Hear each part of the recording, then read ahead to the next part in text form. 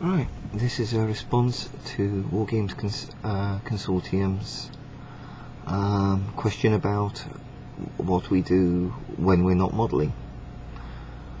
I think I have to admit for the starters that I'm something of a workaholic, so I do spend an awful lot of time at work.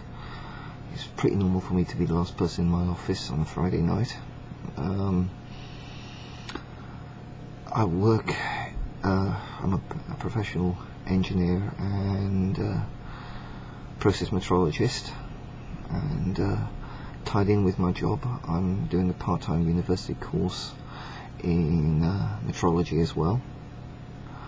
So when I'm not working, I'm often looking at aspects of my job and understanding issues of applied measurement science associated with that for coursework and assignments. I have a missus and 2 kids, so there's a normal running around, particularly taking my oldest daughter to the odd activity, picking them up from meetings with friends. You know, dad, the taxi job. When it gets to the weekends, there's trawling around Asda, groceries, cooking, cleaning, the occasional bit of DIY. I spend an awful lot of time reading up on history, especially military history and aviation history. For things like listening to music, to be honest with you, I do that while I'm model making. I've favorited an awful lot of music videos on YouTube, and I have them running as a playlist in the background. Or when I'm modelling, I'll tune in to the BBC iPlayer and listen to the shows on Radio 4 that I've missed, in particular the history, the science programmes, the news, and for something like some of the satirical comedy.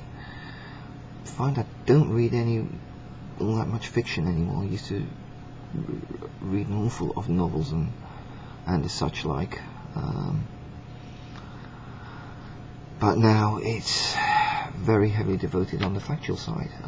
When I'm focusing on things like when painting up a Russian army, I'll read up on Russian history, Russian military history. I have an awful lot of the Osprey books. If I'm doing a run on painting 15th century Japanese, I'll read the works of Stephen Turnbull and develop my knowledge and understanding of that period. Now that I'm doing quite a bit of dystopian wars painting, it's being steampunk, I suppose. I read up a bit on the Victorian era, and a book by Saul David on Victoria's wars, and so in that sense it overlaps. The other area of overlap with me is that the Wargames club that I run, meet as a social club that's associated with my company. So quite often I'll finish work and without going anywhere near home, or really leaving my factory site, I'll be in the sports and social club, rolling the dice and wargaming. Personally, I don't have that many pets, though my wife is a chinchilla fanatic, so you invariably get caught up into dealing with issues associated with those little furry sods. I suppose I class myself as a reasonable cook. I normally do Sunday lunch. I say reasonable being the operative word. In terms of getting out and about, I must admit I'm not a fan of holidays. Without a modelling table or a computer to gain access to, I go absolutely stir crazy. For me, a break is a few days figure painting, or really having a day or two just to throw myself into another model making project. That's the idea of a holiday. The beaches and countryside don't particularly entice me.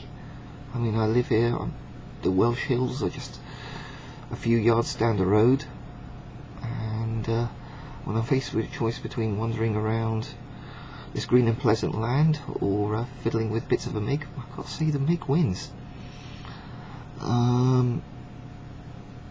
So I think that's a reasonable summary. Thanks for listening.